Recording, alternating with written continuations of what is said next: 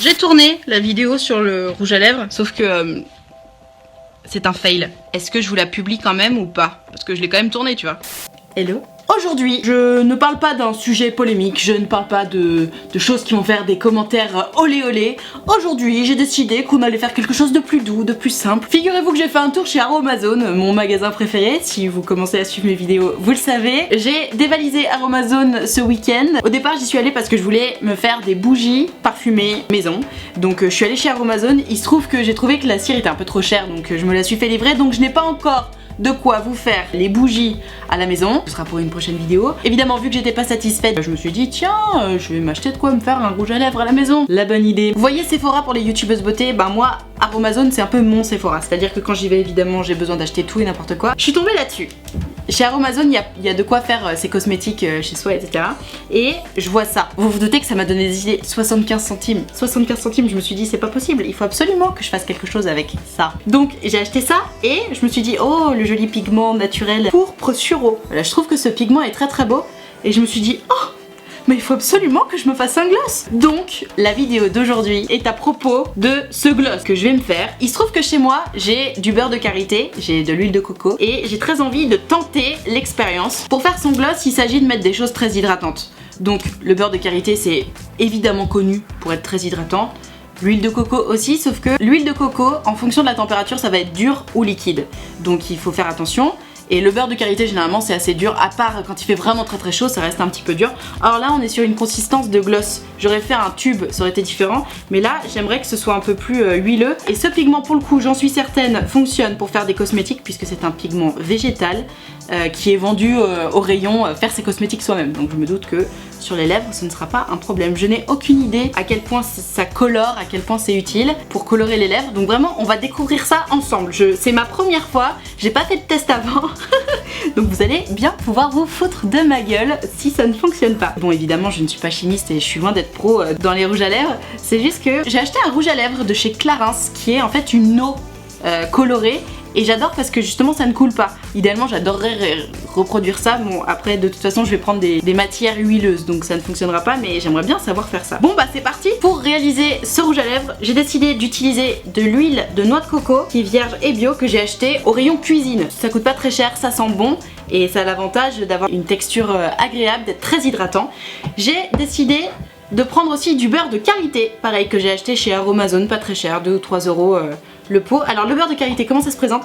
Donc là il a fait chaud donc il a fondu. Le beurre de karité, sachez que ça ne sent pas très bon, mais l'odeur ne reste pas longtemps. Donc ça me dérange pas. C'est de loin la matière la plus hydratante que je connaisse, c'est très très épais et c'est ce qu'on met sur les lèvres en fait. Souvent on achète des crèmes au beurre de karité, etc. Vous embêtez pas à acheter des crèmes, achetez ça. C'est directement du beurre de karité, c'est beaucoup plus utile. C'est hyper confortable sur les lèvres. Et en fait, étant donné qu'il n'y a pas une odeur particulière, ni dans... Enfin si, l'huile de noix de coco, franchement ça sent bon, mais ça sent pas très fort. Et comme le beurre de karité ça sent pas hyper bon, je me suis dit que j'allais rajouter de la menthe poivrée. Parce qu'en fait, je sais pas si vous vous souvenez, il y a quelques années, Bourjois, ils avaient lancé une espèce de gloss où ils avaient mis un petit peu de menthe dedans et ça faisait un effet un petit peu frais sur les lèvres qui était assez agréable. Et eux, ils avaient vendu ça en disant ah, c'est le gloss qui te fait avoir une bonne haleine. Bon, clairement, un gloss ne vous fera jamais avoir une bonne haleine, il faut vous laver les dents. Mais j'ai eu envie d'essayer de mettre un petit peu de menthe poivrée dedans. Et évidemment, je vais mettre cette merveille de pigment naturel. Je ne sais pas comment je vais faire pour faire rentrer ma mixture là-dedans, mais on va tenter. Ça se présente comme ça, comme un tube de gloss, hein. Vraiment c'est petit et simple, 75 centimes encore une fois. Et ils m'ont mis ça. Je pense que c'est pour faire une espèce de filtre pour pas avoir trop de matière sur le bout, ce qui est plutôt malin. Je le mettrai à la fin parce que d'abord il faut que je le remplisse. Je vais vous emmener en cuisine, évidemment pour mélanger toutes ces petites choses. Je pense que je vais le faire au bain-marie et on va voir ce que ça donne. L'avantage c'est que il y aura pas trop de gâchis vu la taille du flacon. Donc là j'ai mis une casserole d'eau à chauffer pour mettre au bain-marie parce que étant donné que le beurre de karité et l'huile de noix de coco sont durs, il faut que je les fasse fondre pour pouvoir les mélanger ensemble. Je vais faire ça dans un petit pot la laitière. C'est encore plus petit pour qu'il y ait le moins possible de perte de matière parce que ça m'ennuie de gâcher. Lorsque vous faites des bains-maries, ça sert à rien de mettre la température au maximum. Vous n'avez pas besoin d'avoir une eau bouillante pour faire vos mélanges. Encore une fois, c'est la première fois que je fais ça. Soyez indulgents et indulgentes. Je vois mon huile d'olive, j'ai presque envie de mettre de l'huile d'olive. Je résiste.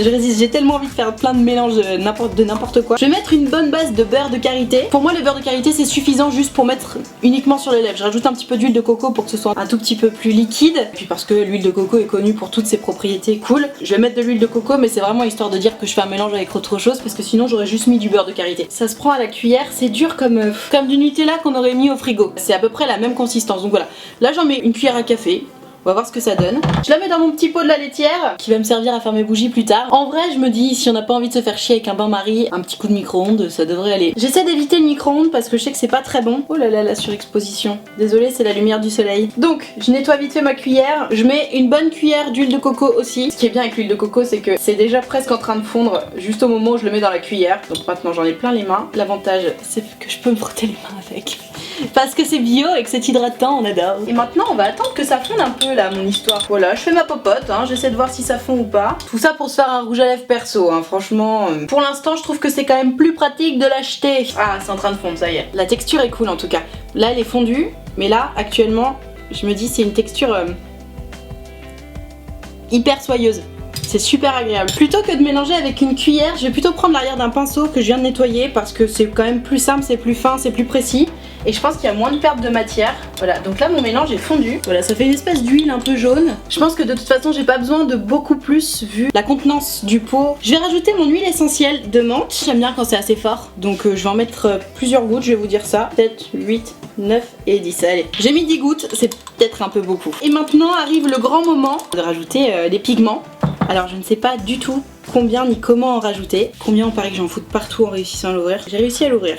Méfiez-vous, ça en fout partout, c'est hyper volatile. Je vais commencer par en mettre pas beaucoup. Voilà, j'en mets un petit bout de cuillère. Ok, c'est assez foncé. Ça fait vachement de grumeaux. J'ai peur que ce soit un échec, ça ne me plaît pas du tout. Je vais faire un essai sur ma peau pour voir ce que ça donne. C'est très légèrement coloré. Je pense que c'est pas ça qui va colorer les lèvres, c'est très léger. Et pour le coup, je sens bien l'effet de la menthe. Ça fait vraiment couleur myrtille, comme indiqué sur le petit pot. C'est joli, franchement. Mais est-ce que sur les lèvres, ça va colorer assez?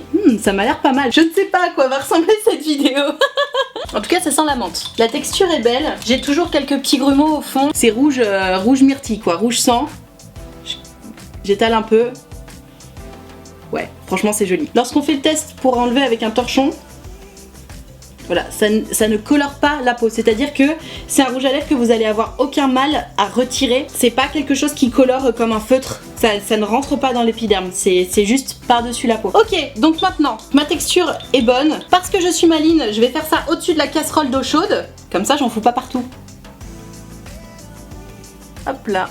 C'est bien rempli. Armez-vous de sopalin quand même. Moi j'ai fait tomber 2-3 gouttes, rien de méchant. Pas trop de gâchis, il me reste juste ça. Pas trop stylé. Je vais mettre au frigo le temps de tout nettoyer et tout ranger. Et je vous fais un update dans 5 minutes. Je vais le mettre au frigo pour voir quelle est sa véritable texture. Parce que là, vu, il est un tout petit peu chaud. Et j'ai envie de voir s'il est un petit peu plus dur de nature. Parce que là vraiment, je sais, est-ce que vous voyez la bulle là? Voilà. On voit qu'il est vraiment très liquide et j'ai envie de voir si à température ambiante il est liquide ou pas. Après quelques minutes au réfrigérateur, pour ne pas dire 40 minutes, mon baume à lèvres est prêt. Parce que je pense pas que ça fasse vraiment rouge à lèvres, je pense pas que ça fasse vraiment gloss. Donc le moment tant attendu de l'essayer, c'est maintenant. La texture est très liquide. C'est pas ce à quoi je m'attendais. Avec le beurre de karité, je pensais que ce serait beaucoup plus épais. Je me suis trompée.